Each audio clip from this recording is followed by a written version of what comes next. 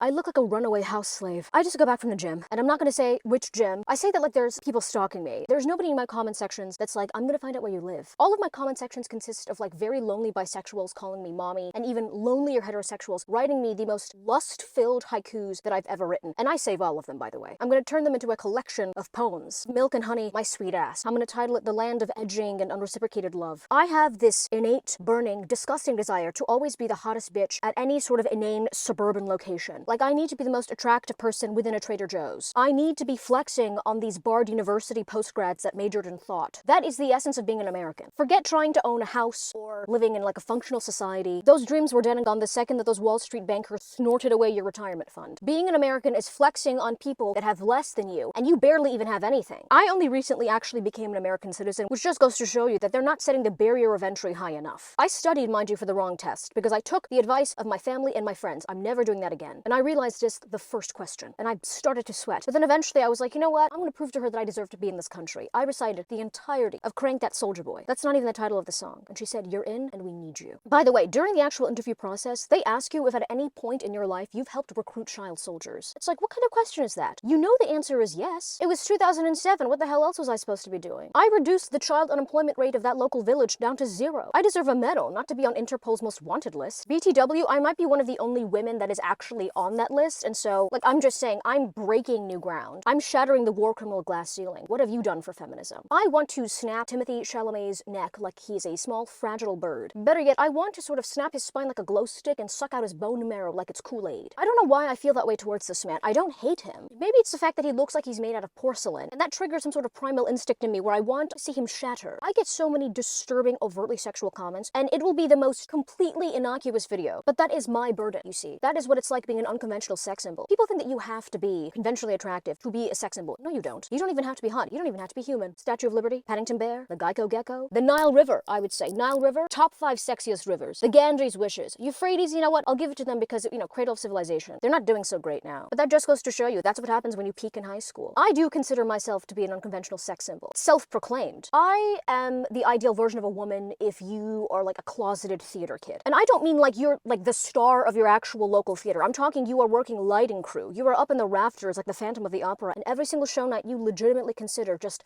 unscrewing that main light, having it fall and absolutely wreck the life of the female lead. Sorry, Anna, but you're not getting a quinceañera. My sex appeal is bureaucratic. Like, I would be the main love interest in a Kafka short story. The ideal fantasy for most people that are pursuing me wouldn't even involve us touching. They just want me to sit in, like, maybe some sort of therapist's chair, and then have me watch them diddle themselves. And the only light source in the room is a small candle, the kind that Ebenezer Scrooge would be holding. And I am looking at them with not even disgust, but indifference, which is worse. What even is The Rock? Like, I've seen The Rock in person, and not just because I stalked him once when I was in LA. I want to like make a small puncture in The Rock's body and just see if he deflates. My ideal man is a sort of Carl Sagan type, a paternal father figure in like a cardigan sweater. Think a Mr. Moseby or LeVar Burton, either as the host of Reading Rainbow or as Georgie LaFour. I love that little visor that he used to wear. I mean, he was blind. I mean, it honestly just looks like a headband that he used to cover up his eyes. I've pretended to be blind for attention too, okay? You're not special. It's surprising to me that I have a very distinct flavor of daddy issues, and my father never even left me. I think it is a testament to my own neuroses that I managed to have that specific a taste in men, and I didn't even need to be neglected. This is how sheltered I am, that I think liking a stable man in a cardigan vest means that I have daddy issues. I don't. Having daddy issues is like wanting to be choked out while being called your mother's name. Would any of you purchase my sweat? Like if I sold it? I never would, because, oh my god, that means I would have to buy so many tiny little vials. I've heard of people like selling their bathwater, and that is absolutely disgusting. And what's even more concerning is that sometimes people end up getting like some sort of STD from that. And here's the thing, if you buy someone's bathwater and you consume it, you deserve to die. You could have spent that money on anything. You could have given that money to charity. You could have went and bought hard drugs with it. That would have been a more beneficial use of your money. It's being circulated back into the economy. You're supporting a small business, modern day apothecary, if you will. That's what I call dealers whenever I'm in front of a judge or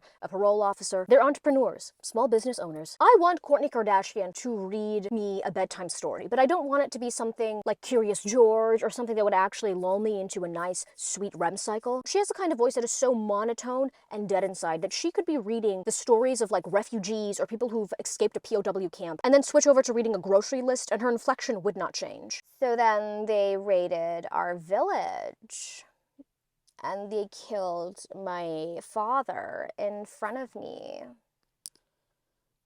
Yeah. Poosh. I ran into Kris Jenner once in the bathroom of a Nobu. I was just in there to pickpocket, but then I was prairie dogging, so I ran to the loo. And she asked me for a tampon, and I said, bitch, I know you don't bleed. And then I karate chopped her menopausal neck. That didn't actually happen.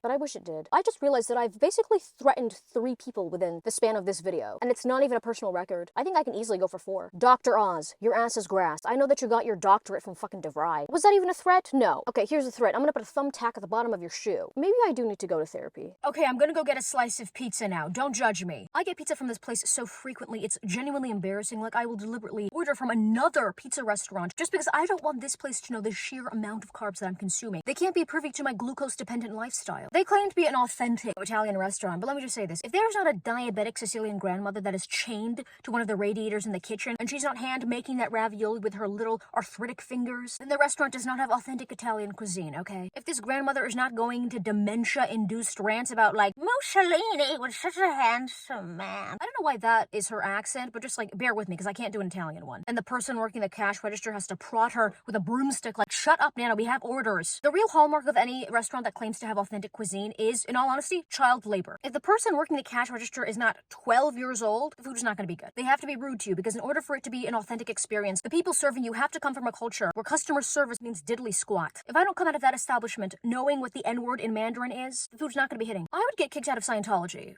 for being too sexy. I'm just kidding. It would be because I would compress Tom Cruise like an accordion and then wring him out like laundry. When you were a kid, did you ever look at yourself in the mirror and go like, you're gonna die?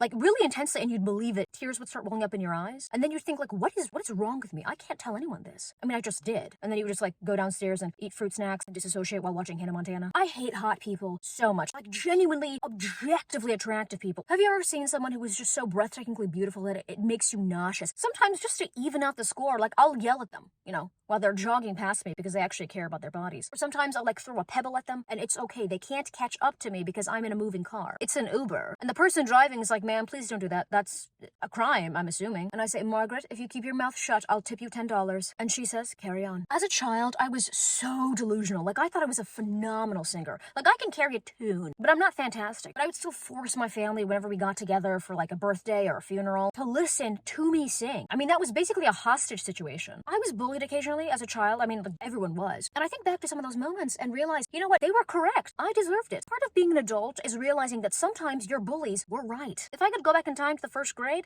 I'd probably join them. What would you do if somebody came up to you, like a complete stranger, and they just went, hi, by the way, you're really ugly. What if somebody came up to you when you were doing, what is it that you do, like loiter outside of a 7-Eleven? I say that like you're a vagabond or some sort of like disillusioned teenager that sells Adderall. Mind you, both vital demographics that make up the beautiful American tapestry. But honest to God, like, what would you do if someone said that to you? Would you cry? That's because you're weak. I love nothing more than to stare intensely at people's family photos whenever they invite me into their space. I love that. I love when people invite me into their homes, where I can see how they live. My rule to like entering people's homes is basically similar to a vampire in that I have to be invited in. That's not true. I'd break into a house, and I have. I love staring at people's family photos, and it's great because they're always laid out for the world to see. Like, what are you, some sort of exhibitionist? Sometimes the things that I say concern me, but then I realize this is nothing. Like, if you think that I'm an odd person, you haven't met a genuine freak. Okay, it's time for me to consume sustenance. Goodbye.